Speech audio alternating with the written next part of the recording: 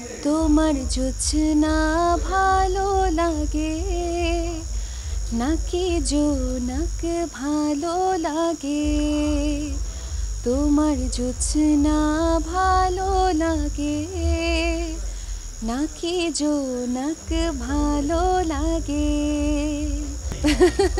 কি গান শোনাবো? বাস্তবে আই থিঙ্ক সবাই জানে যে আমি সিঙ্গেল। আজকে আমরা যে নাটকটা শুটিং করলাম এটার নাম হচ্ছে জামাই নিখোঁজ। নাম যদিও চেঞ্জ হতেও পারে, আমি আসলে জানি না, বাট এই নাটকটা নর্মাল যেরকম আমরা কমেডি নাটক করি ওই ধরনেরই নাটক। মৌসুমী হামিদ ছিল, মোশাররফ ভাই ছিল, এবং সেটে মাসুম আঙ্কেল ছিল, শেলি আন্টি ছিল। সো সবাই খুব কাছের মানুষজন ছিল। সো খুব ভালো দিন কেটেছে আজকে।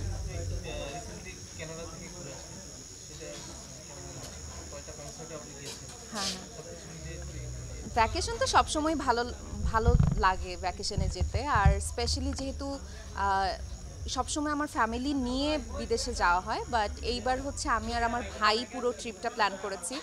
আর আমার ভাই খুব ভালো ট্রিপ অর্গানাইজ করতে পারে, প্ল্যান করতে পারে। সো খুব সুন্দর করে এই 1.5 মাসের ট্রিপটা প্ল্যান করেছিল। আমরা এই 1.5 মাসের মধ্যে অনেক কিছু কভার করেছি, বাঞ্জি জাম্পিং থেকে শুরু করে জিপ লাইনিং, কনসার্টস।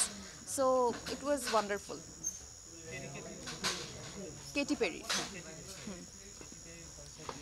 হ্যাঁ কেটি পেরি কনসার্টে গিয়েছি আর ডুয়া লিপার কনসার্টে গিয়েছিলাম। বলেন। হ্যাঁ, হ্যাঁ, কনসার্টের টিকিট আসলে খুব কঠিন কিছু না। 7 মাস আগে কেটি পেরিটা হচ্ছে কেটেছিলাম দেশে থাকতেই। আম, মানে এয়ার টিকিটও তখনও কাটা হয়নি, এর আগেই হচ্ছে কেটি পেরিটা সব বুক করেছিলাম। আর ডুয়া লিপারটা আই থিঙ্ক 1 মাস আগে ওখানে গিয়ে তখন এয়ার টিকিট চেঞ্জ করে আরও কিছুদিন থেকে ওই কনসার্টটা দেখে এসেছি। আমি আসলে পপ মিউজিক অনেকেরই গান শুনি। সো এই লিস্ট দিতে গেলে আজকের ইন্টারভিউ শেষ হয়ে যাবে, বাট টপ অফ দ্য লিস্টে আমি বলবো যে টেইলর সুইফটের কনসার্ট দেখার লাইফে একবার ইচ্ছা আছে। লেডি গাগার কনসার্ট দেখার ইচ্ছা আছে, যদিও লেডি গাগারটা একদম অল্প সময়ের জন্য মিস করেছি, কারণ লেডি গাগা আই থিঙ্ক অক্টোবরে আসার প্ল্যান ছিল। সো মানে পপ সংস যারা করেন তাদের সবারই অনেক বিরাট লিস্ট। অ্যাডেলের কনসার্ট আমার সামনাসামনি দেখার ইচ্ছা আছে।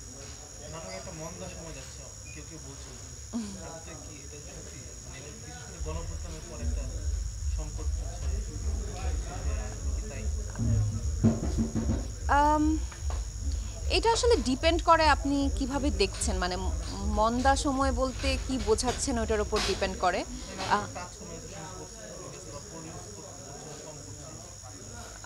আমার কাছে মনে হয় না যে ওই রকম খুব বেশি চেঞ্জেস হয়েছে। সবসময় তো একটা গতিতে নাটক বা যে কোনো ক্যারিয়ারই চলবে না।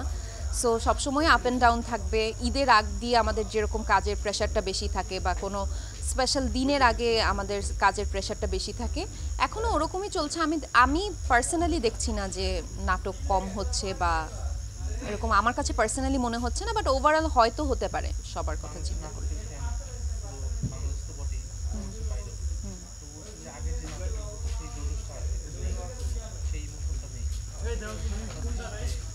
আমার কাছে মনে হয় যে একদমই যদি দর্শকদের ভালো না লাগতো তাহলে এত মানুষ নাটক দেখতো না, এত ভিউ হতো না, এই নাটকগুলো ব্যবসা সফল হতো না। সো মেজরিটি মানুষ তো দেখছে।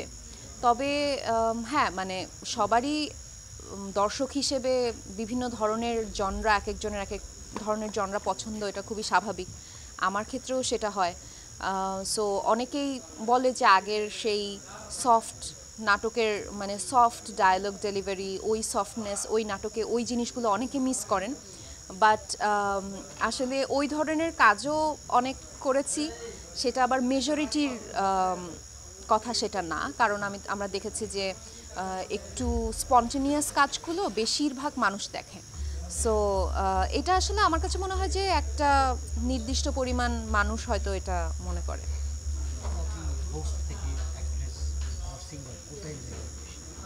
আমি সবই এনজয় করি, আমি পারলে একসাথে সবই করতাম। আমার কাছে মনে হয় যে একটা ব্যাখ্যায় আমি কখনোই আটকাতে চাই না। তবে হ্যাঁ, অ্যাক্টিংটা তো আমি সবচেয়ে লংগেস্ট টাইম ধরে প্রফেশনালি করছি। তবে ছোটবেলা থেকেই যেহেতু আমি গান নাচ আবৃত্তি সবই শিখেছি, সো আমার কাছে সবই ভালো লাগে। হোস্টিংটা একটু কম ভালো লাগে কারণ একটু নার্সিসিস্টিক, তো নিজের ব্যাপারে কথা বলতে বেশি ভালো লাগে অন্যদের ব্যাপারে শোনার চেয়ে। বাট গান গেতে আমার খুবই ভালো লাগে, ক্লাসিক্যাল ডান্স করতে ভালো লাগে। কমন কমন প্রশ্ন তাহলে করে লাভ কি? আমার আমার আসলে এখন এই এই পর্যায়ে, মানে এখন এই সময় আরেকবার দিই। হুম, আমার আসলে এই মুহূর্তে ফিল্ম নিয়ে কোনো প্ল্যান নাই, ফিল্ম করার কোনো ইচ্ছা নাই। আমি নাটকের দর্শকদের নিয়ে হ্যাপি আছি, নাটক নিয়ে হ্যাপি আছি। সো নাটক নিয়েই আপাতত সব প্ল্যান করছি। নাটকে তো আগে জনপ্রিয় অনেক তারকাই ছিল, কিন্তু সত্যি কথা আপনি এবং নিলয় জুটি প্রচুর জনপ্রিয় কাজ করে দিয়েছিল, প্রচুর ভিউ আলোচনা। এটা কেমন এনজয় করি? এটা কেমন এনজয় করি? মানে আপনারা অনেক বেশি জনপ্রিয় নাটক আপনাদের জুটি এবং নিলয়ের সবচেয়ে বেশি নায়িকা না, অনেক অভিযোগ হবে তাদের টিভির জন্য আমি সুযোগ দিতাম। না, এটা আসলে আমার কাছে মনে হয় যে আমি আর নীলা ভাইয়া প্রথম দিকে এটা নিয়ে আরও একটু বেশি এক্সাইটেড থাকতাম, বিকজ যখনই নাটক ট্রেন্ডিংয়ে যেত বা যখন প্রথম দিককার কাজগুলো যখন মিলিয়ন ক্রস করতো বা অনেক মানুষ দেখছে বা কি কমেন্টস কে করছে, এই জিনিসগুলো আমরা সেটে দেখা যেত যে প্রায়শই একসঙ্গেই কাজ হতো। সো আমরা ওই জিনিসটা সবসময় ফলো করতাম এবং আমাদের মধ্যে একটা রিচুয়াল ছিল যে ট্রেন্ডিংয়ে কততে গেল ওইটা, মানে আমরা একজনকে বলতাম। এখন একজন বললো যে 4 নম্বরে চলে গেছে, আরেকজন বলতো যে 2 নম্বরে চলে গেছে। তো এই জিনিসটা আমাদের ছিল। এখন যেহেতু কাজের পরিমাণ অনেক বেশি বেড়ে গেছে, হয়তো ওইভাবে ট্র্যাক করা হয় না, বা আপনি যেভাবে বলছেন ওইভাবে এক্সাইটমেন্ট, ওরকম ডে টু ডে এক্সাইটমেন্ট থাকে না। তবে অবশ্যই ভালো লাগে, কারণ একজন আর্টিস্টের সঙ্গে আপনি এত মেজরিটি সময় কাজ করছেন, তার সঙ্গে কাজগুলো ভালো গেলে, বা ওভারঅল শুধু নীলা ভাইয়ের সঙ্গে না, আমি বলবো যে মাসুম আঙ্কেলের সঙ্গে, শেলি আন্টি, আরও যারা আছেন আমাদের পুরো এই টিমটাই কিন্তু বেশ কমন। সো সবার ওই কাজগুলো যখন ভালো যায় তখন তো অবশ্যই ভালো লাগে। সেটে একসঙ্গে কাজ করতে করতে যখন আগের কোনো কাজ নিয়ে কথা হয় বা জাস্ট রিলিজ হয়েছে ওইটা নিয়ে কথা হয়, তখন তো অবশ্যই ভালো লাগে। আপনি বেশিরভাগ নাটকে বউ থাকে, একটু ঝগড়াটে একটু টাইপ, কিন্তু বাস্তবে আসলে অনেকে জানি না আপনি আসলে বউ কিনা, মানে যদি হন সেটা করবে না বিয়ের প্ল্যান। বাস্তবে আই থিঙ্ক সবাই জানে যে আমি সিঙ্গেল। না, আমার আসলে ওরকম করে প্ল্যান করে কখনোই লাইফে কোনো কিছু হয় নাই, যদিও আমি প্ল্যান করতে খুব পছন্দ করি। বাট আসলে আমার কখনোই প্ল্যানটা ঠিকঠাক মতো এক্সিকিউশন হয় না। একভাবে করে ফ্লোতে আমার ক্যারিয়ারটাও ওভাবেই হয়েছে, এডুকেশনও। সো আমার কাছে মনে হয় যে এই জিনিস আসলে ওভাবে করে প্ল্যান করে করার কোনো কিছু না। এডুকেশন, ও আচ্ছা, আমি ছোটোবেলায় বাংলাবাজার গভর্নমেন্ট গার্লস স্কুলে ছিলাম। মনিজা রহমান স্কুলে আমি 4 পর্যন্ত পড়েছি, এরপর বাংলাবাজার গভর্নমেন্টে, তখন পুরান ঢাকায় ছিলাম। এরপরে জিপিএ 5 পাই, তারপর চলে যাই ক্যামব্রিয়ান কলেজে, সেখানে এইচএসসিতে জিপিএ 5 পাওয়ার পরে একটু ফ্লেক্স করতেছি এরপরে নর্থ সাউথ ইউনিভার্সিটি থেকে আমি মার্কেটিংয়ে বিবিএ করি। সো সেটা শেষ করার পরে আপাতত একটু স্থগিত আছে এডুকেশন, বাট আমার ইচ্ছা আছে মাস্টার্সটা কমপ্লিট করার, এবং যদি মাস্টার্সটা করি হয়তো দেশের বাইরে করব।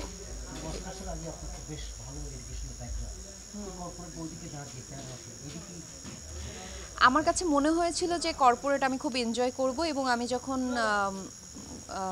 ইন্টার্নি করতে গিয়েছিলাম কর্পোরেটে, যদিও আমি একটা মার্কেটিং এজেন্সিতে জব করেছি, বাট তারপরেও মানে কর্পোরেট জব, বাট আমার কাছে মনে হয়েছে আসলে ক্রিয়েটিভিটিটা অ্যাক্টিংয়ের মধ্যেই বেশি। এবং দেখা গেছে যে আমার বেশ অনেকটা সময় অফিসে একটু বোরিংই লেগেছে, খুব একটা বেশি কিছু করার থাকে না মনে হয়েছে। সো মানে অ্যাক্টিংটা আমার আসলে আমি বলবো যে প্যাশন। সো যদি একটা লাইফের একটা পর্যায়ে গিয়ে আমার কর্পোরেট জব করতে হয়, ঠিকঠাক মতোই আমার মনে হয় করতে পারবো, বাট অ্যাক্টিংটা আমি বেশি এনজয় করি।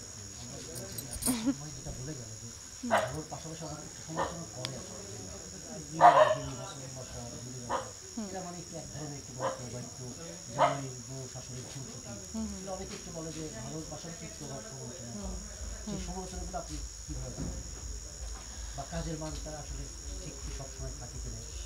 প্রায় একই রকম, অনেকে বলে যে একই রকম হয়ে যায়, এখন ধরেন যে আহ, কম থাকে। হ্যাঁ, অনেকগুলো বাধা ধরা ব্যাপার থাকে। যেমন আপনি যখন একটা গল্প সিলেক্ট করেন, আপনার অনেক কিছু আপনি বিভিন্ন প্রফেশন নিয়ে করতে পারবেন না, অনেক কিছু আপনার রিলিজিয়াস রেস্ট্রিকশন থাকে, অনেক রাজনৈতিক রেস্ট্রিকশন থাকে। সো আমাদের না গল্পগুলো অলরেডি একটা ছক্কাটা একটা ছোট্ট পরিসরের মধ্যেই থাকে।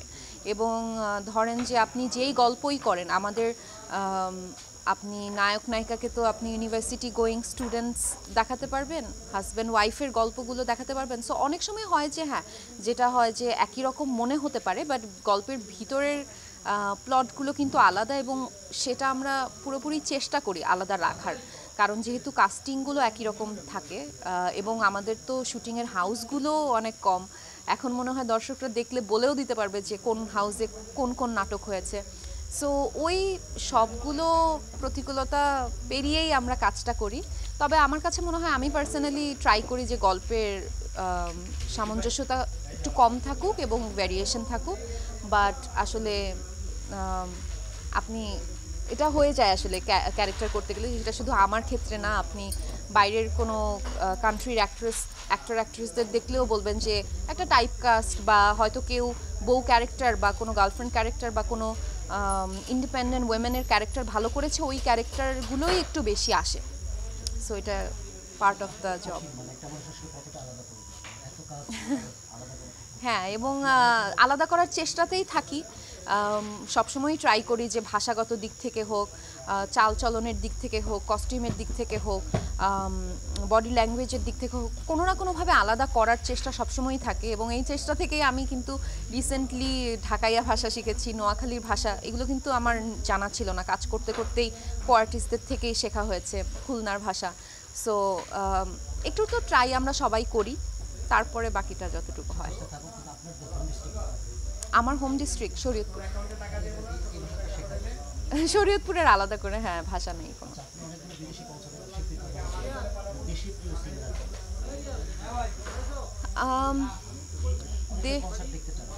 দেশে প্রিয় সিঙ্গার আমি বলবো, অনেক আগে থেকে আমি অর্ণবের গান শুনি।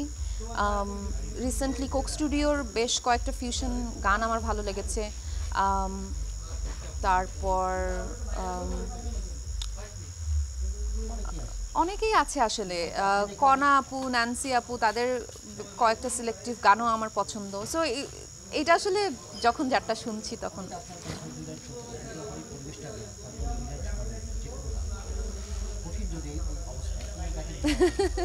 কি গান শোনাবো?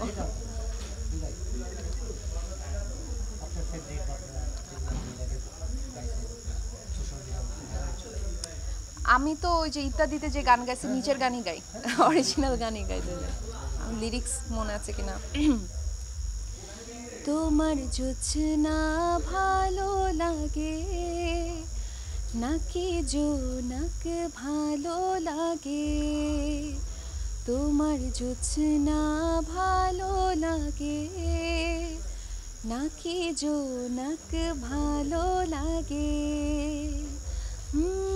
জোছনাও ভালো লাগে, জোনাকিও ভালো লাগে, জোছনাও ভালো লাগে, জোনাকিও ভালো লাগে, তার যে ভালো লাগে তোমার হাসি, তুমি আমায় ভালোবাসো, আমি তোমায় ভালোবাসি।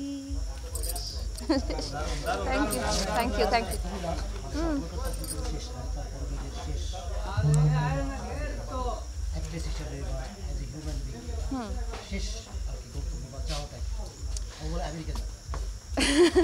কে বলছে আমেরিকা যাবে? ও না, আমার কাছে, আমি রিসেন্টলি একটা বই পড়েছি কি গাই, আই থিঙ্ক অনেক ভিউয়ার্সই পড়েছে। সো আমার কাছে মনে হয় আমার লাইফের ইকিগাই হচ্ছে অ্যানিমেলদের নিয়ে কিছু করার। এবং আমি যদিও একটু একটু করে করছি, বাসার পেটস বা বিড়াল বা রাস্তার কুকুররা ছাড়াও আমরা যেখানেই শুটে যাই, শুটের কুকুর বিড়ালদের জন্য ট্রিটমেন্ট দেওয়ার বা খাবার দেওয়ার এটা আমি সবসময় ট্রাই করি, অনেক সময় পোস্টও করি, অনেক গালিও খাই যে কুকুরদের কেন খাওয়াচ্ছি মানুষকে না খাওয়ায়।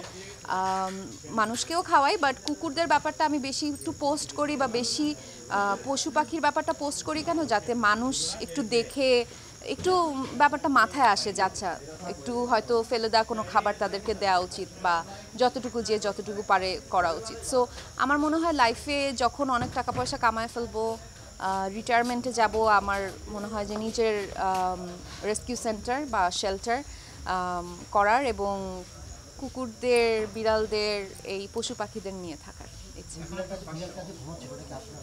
এটা আমার না, এটা হচ্ছে ধলা মিয়া, পুবাইলের বিড়াল। কিন্তু ও সবসময় বুঝে যায় আমরা যখন শুটিং থাকে, ওই হাউস থেকে চলে আসে দেখা করতে। বেশি নেই, বাসায় তিনটা বিড়াল, তিনটা পাখি। আর রাস্তায় আমাদের বাসার নিচে হচ্ছে প্রায় 10-15টার মতো কুকুর আছে, যেগুলোকে আমি শুটে থাকলে তো খাবার দিতে পারি না, আমার মা তখন রান্না করে করে দেয় ওদের খাবার। করা শেষ, কানাডা। হ্যাঁ।